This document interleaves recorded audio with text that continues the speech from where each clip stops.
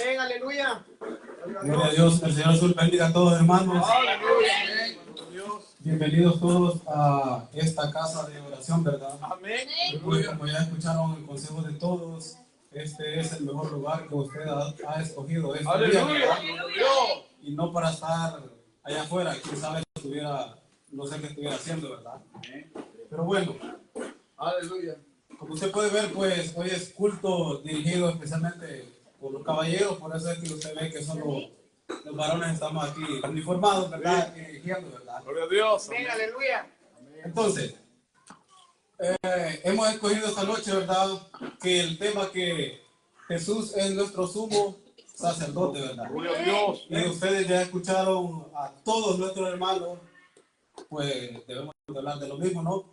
Entonces ya se refirieron de que Jesús es nuestro sumo sacerdote, ¿verdad? Entonces, vamos a hacerle un pequeño estudio al libro de Hebreos, y esto es porque entre más, digamos, sabemos de la palabra de Dios, entonces mejor le podemos servir a nuestro Dios, ¿verdad? Gloria a Dios. Así de que quiero primero, bueno, busquen en sus Biblias el libro de Hebreos. Mientras ustedes lo buscan, entonces les voy a contar de que el libro de Hebreos fue escrito más o menos aproximadamente alrededor de los años 50 y 56, ¿verdad? Y muchas personas le atribuyen este libro al apóstol Pablo, que él lo escribió, ¿verdad?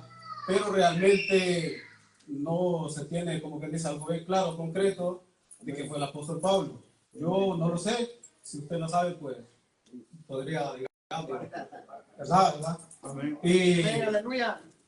la intención de el escritor del libro de Hebreos, déjeme decirle de que el escritor del libro de Hebreos es un gran conocedor de la Torá. Cuando es la Torá, entonces se refiere a los 5 primeros libros de la Biblia: Génesis, Éxodo, Levítico, Números y Deuteronomio, ¿verdad?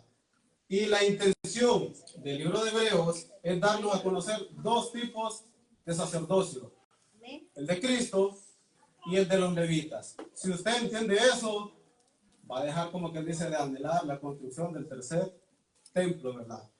Entonces, para empezar a leer el libro de Hebreos, quiero que nos vayamos al libro de Hebreos 7 y vamos a leer lo que es el verso 1. Primero, quiero que tengamos en cuenta que cuando se escribe el libro de Hebreos, tenemos que tomar en cuenta de que todavía el templo de Jerusalén está en pie, ¿verdad? Todavía existen los levitas, o sea, los sacerdotes.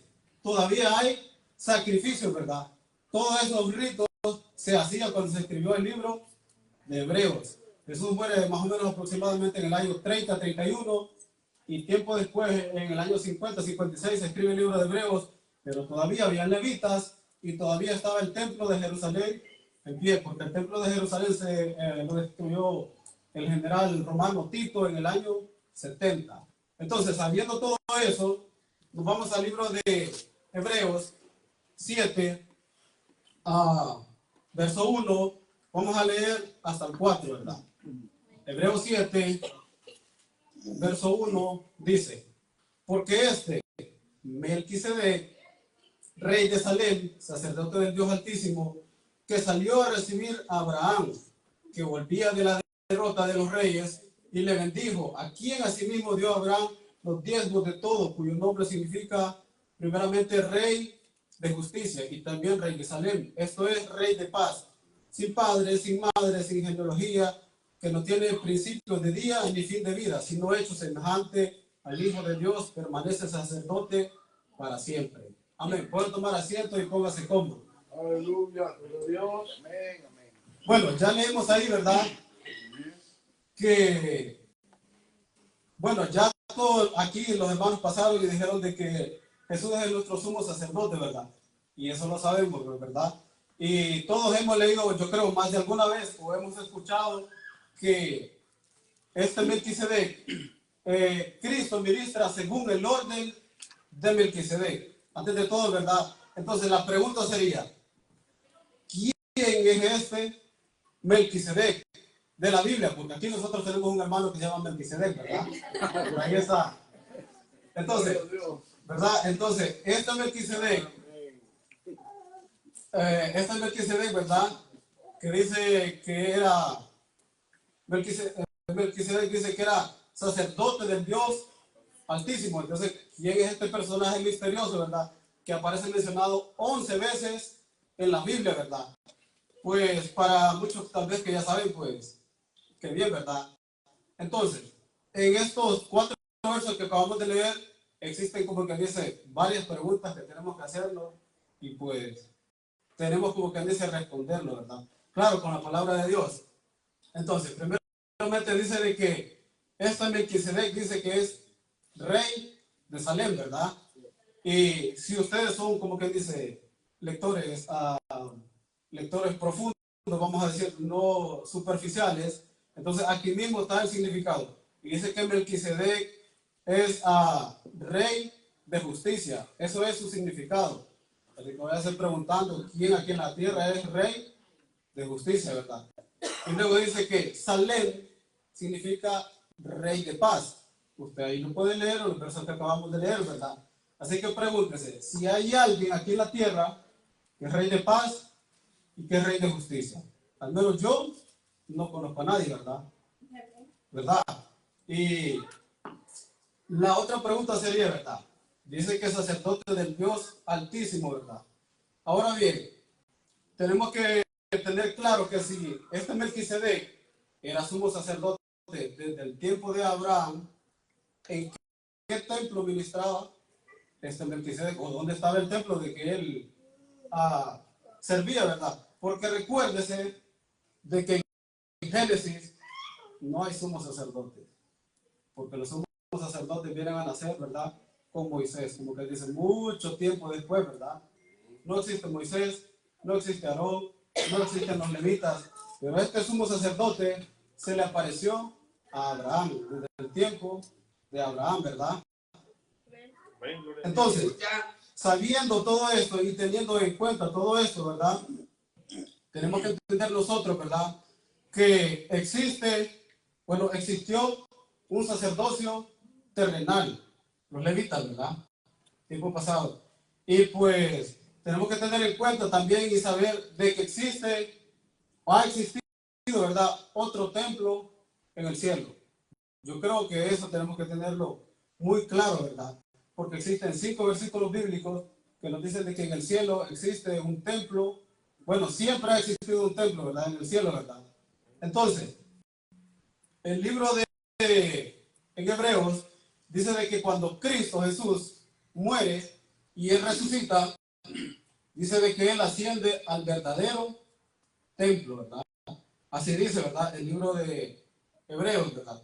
Y para que ustedes no digan de que yo no les cité ningún texto bíblico de que existe un templo en el cielo, existen 5. Les voy a dar 2 y vamos a ver si es cierto lo que yo estoy diciendo, ¿verdad? Entonces, vámonos al libro de Hebreos 9:24. Esto es para saber si de verdad existe un templo en el cielo. Hebreos 9, y vamos a leer el verso 24.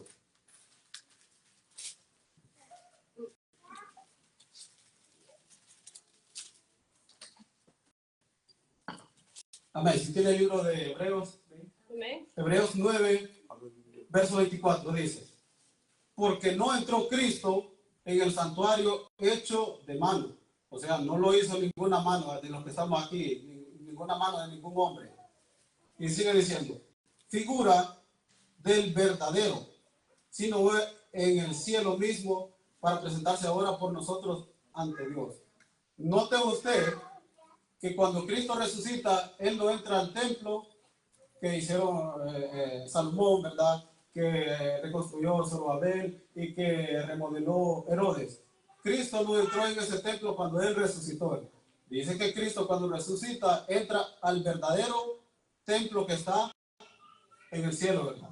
Ahora bien, vamos al libro de Apocalipsis 11, verso 19.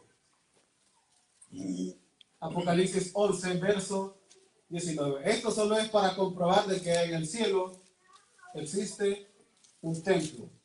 Ha existido, ¿verdad? Un templo. Porque dice de que este Melquisedec dice que ha sido sacerdote del Dios Altísimo y viene desde el tiempo de Abraham, ¿verdad? Apocalipsis 11:19 dice, y el templo de Dios fue abierto en el cielo. Y ahí sigue diciendo, ¿verdad? Pero claro está que en el cielo existe un templo celestial, ¿verdad? Entonces, quiere decir que el que estaba en la tierra, dice que era figura del verdadero. Note usted que cuando Dios le dice a Moisés de que le haga un tabernáculo, note usted de que Dios le da las medidas exactas de que él lo tiene que hacer. No que Moisés se inventa las medidas, no que él las saca de su cabeza, no. Sino que le dice, lo harás conforme al modelo que yo te mostré. Entonces, el templo que existía aquí en la tierra era una figura, una copia, o podemos decir como un plano, una maqueta del verdadero que está en el cielo, ¿verdad? Así que tenemos que tener claro que en el cielo hay un templo y también un sacerdote, ¿verdad? Ahora, porque muchos creen, y yo he escuchado que dice que este Melquisedec de la Biblia, ¿verdad? No es que tenemos aquí, este Melquisedec de la Biblia, ¿verdad? Según vino de la descendencia de una mujer que se llamaba Lili, antes de Eva, y no sé, que Melquisedec era un extraterrestre que andaba por ahí de vagabundo. Y bueno, yo he escuchado muchas historias, ¿verdad? O cosas, ¿verdad? De este sumo sacerdote del Dios Altísimo que es Melquisedec, ¿verdad? Entonces, para eso debemos de considerar lo siguiente y volvemos a nuestro libro de Hebreos y donde estamos leyendo en Hebreos 7 y vamos al verso 3. Tenemos que considerar estas cosas que dice en el verso 3. Ya vimos que Melquisedec dice que era sacerdote del Dios Altísimo y que dice que Jesús ministra según el orden de Melquisedec, ¿verdad? Entonces, Hebreos 7 y leemos el verso 3. Despacio dice, este Melquisedec, está hablando de Melquisedec, sin padre, sin madre, sin genealogía, que no tiene principio de días ni fin de vida, sino hecho semejante al Hijo de Dios, permanece sacerdote para siempre. Entonces, más o menos yo creo que va circulando por su cabeza las ideas, ¿verdad? El que no tiene padre, no tiene madre, nadie lo hizo, no tiene principios de día ni de fin. Entonces, si le aplicamos, digamos, que no tiene padre, ni madre, ni genealogía, esto se le podemos aplicar, vamos a decir, a Adán. Él no tiene un padre terrenal, así como nosotros, no tiene una madre, no tiene un abuelo, y no tiene genealogía, o sea, alguien que le siga, ¿verdad? Vamos a decir que él cumple los requisitos, Adán y Eva, ¿verdad? Pero dice de que no tiene principios de días ni de fin de día. Adán tuvo un principio de días y tuvo un fin porque murió, ¿verdad? Entonces ya queda como que dice descartado. O tal vez alguno de nosotros cumple los requisitos. Porque todos tenemos padre, madre, una abuela o lo que sea, aunque lo haya abandonado, pero tiene una genealogía, ¿verdad? Pero este Melquisedec, ¿verdad? No tiene principio de día, nadie lo hizo, es sacerdote para siempre y él solo se hizo, ¿verdad? Entonces, ¿quién sería como que dice este personaje misterioso? Yo creo que ya no va siendo misterioso, ¿verdad? Entonces, ¿verdad? ¿Quién es este que estuvo como que dice con Abraham, que no ha muerto, que no tiene padre, no tiene madre, no tiene abuelo, no tiene nada, ¿verdad? Y dice que es semejante al Hijo de Dios, ¿verdad? Y esta expresión de al Hijo de Dios la podemos encontrar en Lucas y en Daniel, ¿verdad? Refiriéndose al Hijo del Hombre, estas expresiones, ¿verdad? Así de que sigue diciendo que permanece sacerdote para siempre, ¿verdad?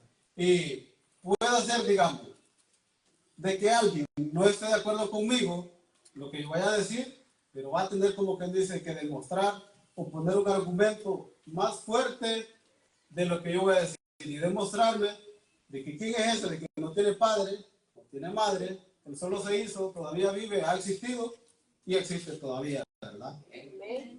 Entonces, ¿verdad? Tenemos que pensar, ¿verdad? Que en el tiempo de Abraham, ¿verdad? No existía otra persona hablando, como que dice, en un rango espiritual, eclesiástico, otra persona terrenal, ¿verdad? Con un rango eclesiástico o espiritual mayor que Abraham. En el tiempo de Abraham, el del rango mayor espiritual eclesiástico era Abraham. En el tiempo de Noé, era Noé. En el tiempo de Moisés, o como que dice, no existe otro mayor que en esos días, ¿verdad? Que ellos, ¿verdad? Pero Abraham se sintió inferior a Melquisedec, ¿verdad? Sacerdote, ¿verdad? Y vamos a seguir leyendo en Hebreos 7 y leemos el verso 4. Y dice lo siguiente. Hebreos 7, 4. Y se queda con su Biblia abierta y vamos a ir leyendo verso por verso despacio para descubrir. Bueno, que yo creo que ya no sería descubrir, ¿verdad? ¿Quién es este Melquisedec? Hebreos 7, 4 dice. Considerad, pues, cuán grande era a quien aún Abraham, el patriarca, dio diezmos del botín. Hay unos que dicen, ahí está, ahí está el diezmo. Bueno, no es así, ¿verdad? Entonces, como les digo, ¿verdad?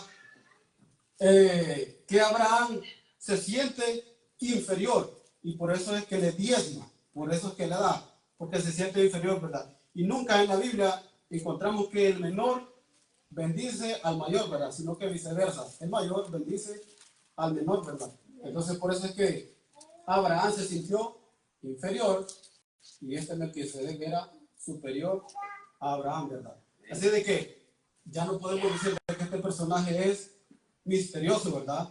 Porque Melquisedec, Abraham lo bendice con pan y vino, ¿verdad? Y son exactamente las mismas características de Cristo Jesús, ¿verdad? Que él bendice con pan y vino porque es lo mismo que él hizo en la cena, bendijo con pan y vino, ¿verdad? Son las mismas características. Bueno, ya no vamos a decir son las mismas características, sino de que ya no es un personaje misterioso, ¿verdad? Sino que este sumo sacerdote sería Cristo Jesús. O no sé si hay alguien que pueda decirte que otro que él solo se hizo, que todavía está vivo, que era mayor que Abraham. No sé si alguien puede decir alguien diferente, ¿verdad? Entonces, por ejemplo, ¿verdad? Desde el principio, desde Abraham, encontramos el pan y el vino. Y en el Nuevo Testamento, cuando Cristo hace la Santa Cena, entonces él bendice con pan y con vino, ¿verdad? Por ejemplo, yo creo que ustedes han leído en el libro de Lucas, que dice ahí que iban dos personajes, dos hombres, a un camino que se llamaba Emaús. Y dice que dos hombres iban caminando y iban hablando de Cristo Jesús, ¿verdad? Esto pasó 3 días después de que Cristo muriera, ¿verdad? Iban caminando, ¿verdad? Dice, de un lugar de Jerusalén como a 60 estadios, dice ahí, de largo más o menos, y se les apareció Cristo Jesús, pero ellos no lo conocían, ¿verdad? Y iban hablando con Cristo Jesús, ¿verdad? Y luego, ¿verdad? Al final del día, casi de noche, entonces a Cristo, como que dice, ellos lo reconocieron hasta que Cristo Jesús bendijo con pan y vino, entonces ellos lo reconocieron por lo mismo que hizo en la cena hace 3 días atrás. No lo reconocieron por el rostro, sino por lo que hizo, por las características del pan y el vino. Pero si usted quiere leerlo, podemos leer, aunque sea unos 2 versos bíblicos. Esto está en Lucas 24. Y Lucas 24 y podemos leer el verso 13. Para que ustedes vean de que yo no estoy inventando, sino que así dice la Biblia, ¿verdad? Lucas 24, verso 13. Si lo tienen, Lucas 24, 13. Amén. Dice, creo que ahí el título dice Camino a Emaús. Ok, dice el verso 13. Y he aquí, 2 de ellos y van en el mismo día a una aldea llamada Emaús, que estaba a 60 estadios de Jerusalén. Bueno, solo les voy a citar los versos explícitos para que entiendan y ustedes leen toda la historia en la casa si quieren, por el tiempo. Entonces, dice el verso 21, pero nosotros esperábamos que Él era el que había de redimir, hablando de Cristo Jesús, a Israel. Y ahora, además de todo esto, hoy ya es el tercer día que esto ha acontecido. Leamos el verso 29. Dice, mas ellos, hablando de los dos hombres, ya iban con Cristo Jesús, pero ellos no le conocían, ¿verdad? Mas ellos le obligaron a quedarse diciendo, quédate con nosotros, porque se hace tarde y el día ya ha declinado. Entró pues a quedarse con ellos, verso 30. Y aconteció que estando sentado con ellos a la mesa, tomó el pan y lo bendijo y lo partió y les dio. Entonces les fueron abiertos los ojos y le reconocieron, mas él desapareció de su vista. Vea usted de que aquí en esta narrativa, ¿verdad? Nos está diciendo de que reconocen a Jesús solo por las características que él había hecho 3 días atrás. Es lo mismo que este Melquisedec hace con Abraham al principio, ¿verdad? Entonces ya no sería como que dicen un personaje misterioso este Melquisedec de la Biblia, hermano. No, ya que están levantando la mano, ¿verdad? Amén. Entonces, ¿verdad? El contexto del libro de Hebreos es, si ustedes se dan cuenta, todos nosotros los que pasamos aquí al frente, citamos yo creo que casi todos el libro de Hebreos, ¿verdad?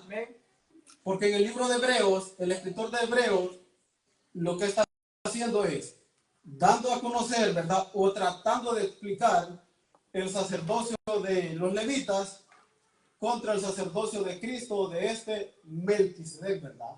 Eso es lo que está tratando de explicar el libro de Hebreos, ¿verdad? Y recordamos, ahí explicó nuestro hermano Juan y nuestro hermano Antonio, creo, de que cuando entraba el sumo sacerdote, ¿verdad? Tenían que jalarlo por si estaba mal, como que dice, o si moría, ¿verdad? Entonces, cuando se le dio, había leyes para estos sacerdotes, había leyes para los sacerdotes y para el sumo sacerdote, ¿verdad? Había como que dice leyes explícitas, y cuando en el libro de Hebreos te habla de cambio de ley, se está refiriendo específicamente a la ley sacerdotal, porque los sacerdotes tenían leyes que lo regían explícitamente para ellos, ¿verdad? Por ejemplo, Hebreos, ahí donde estamos, 7, y solo denle para abajo al verso 12. Y dice, si tiene Hebreos 7, 12, ya vamos a terminar, no se preocupe. Hebreos 7, 12 dice, porque cambiado el sacerdocio, es necesario que haya cambio también de ley, refiriéndose específicamente al sacerdocio, ¿verdad? Y como les digo, había leyes explícitas para el sumo sacerdote y para los sacerdotes que ministraban en el atrio, y el sumo sacerdote en el lugar santísimo, ¿verdad? Por ejemplo, leyes para el sumo sacerdote y para los sacerdotes. Para los sacerdotes que ministraban en el atrio, como usted dice, ahí en el patio, había leyes, digamos, de que si se les moría un familiar, ellos podían ir, pero el sumo sacerdote no podía ir porque no se podía contaminar, ¿verdad? Y como ejemplo, vamos a citar el libro de Levítico 21, verso 10. Y vamos a leer unos 2 versos para que veamos de que sí existían leyes específicas para el sacerdote y el sumo sacerdote, ¿verdad? Levítico 21, verso 10. Está al principio de la Biblia. Génesis, Éxodo, Levítico, ¿verdad? Así es, ¿verdad? Levítico 21 y dice el verso 10. Yo creo que en el tema que ustedes tienen ahí dice, no sé si dice leyes para los sacerdotes, ¿verdad? O leyes sacerdotales. Ahí está, santidad de los sacerdotes.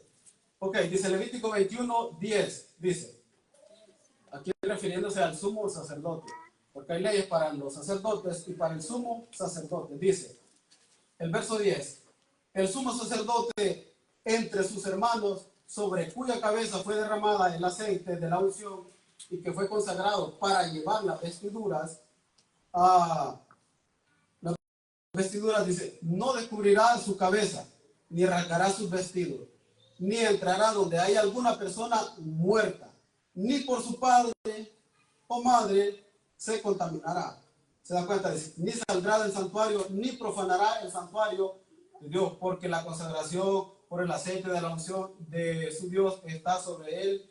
Y yo, dice el Señor. Ve usted, específicamente, esta es una ley para el sumo sacerdote. Los sacerdotes que ministraban en el atrio, ellos podían ir, como que dice, a las velas de sus familiares. Pero el sumo sacerdote no podía ir, porque no se podían contaminar. Entonces había leyes explícitas para los sacerdotes, y los sacerdotes eran los levitas, ¿verdad?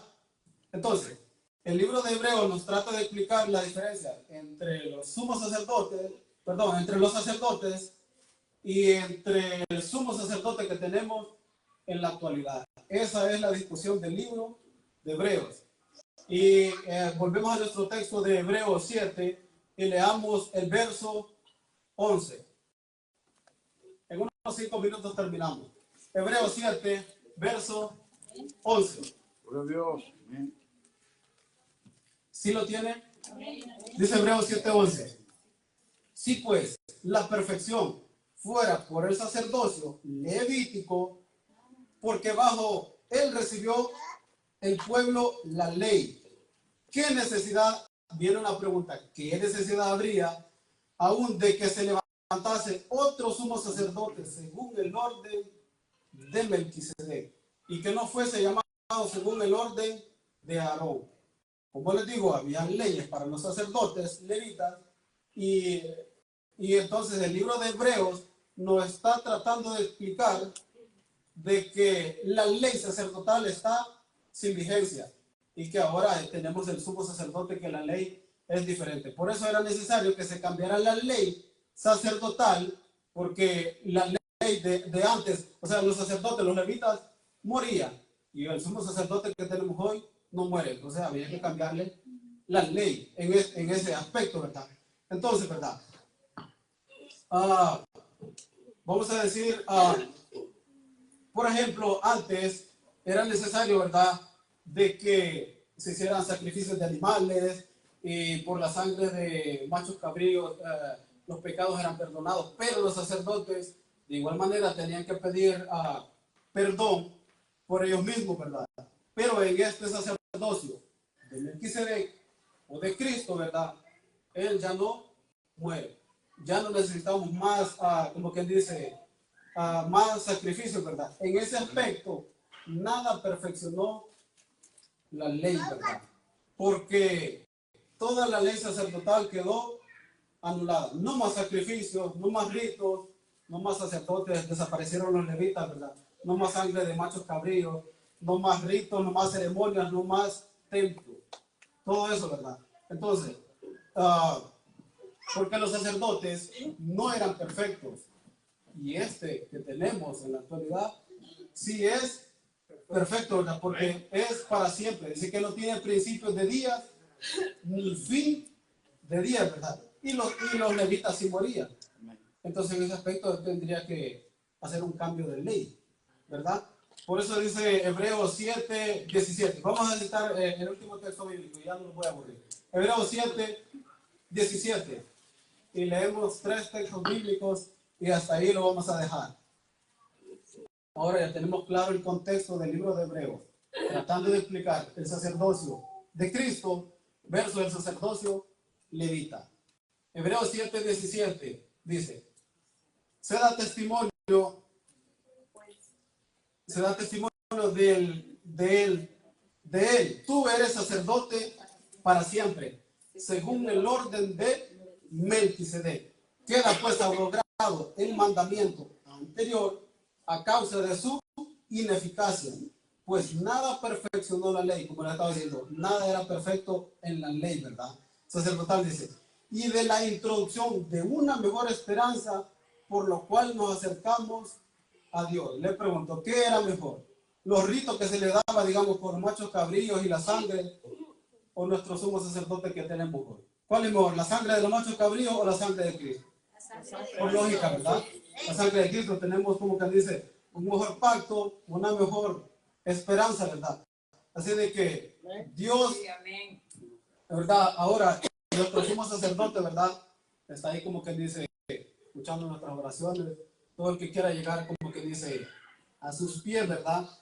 Y pues yo estoy 100% seguro de que Él le va a recibir, ¿verdad? Porque todos los que estamos aquí no es porque somos santos, sino porque somos pecadores, como que dice, usted no va a ver a un hospital que llega una persona sana, los que están en el hospital son las personas enfermas, y nosotros estamos aquí es porque estamos enfermos, necesitamos perfeccionarnos, ¿verdad?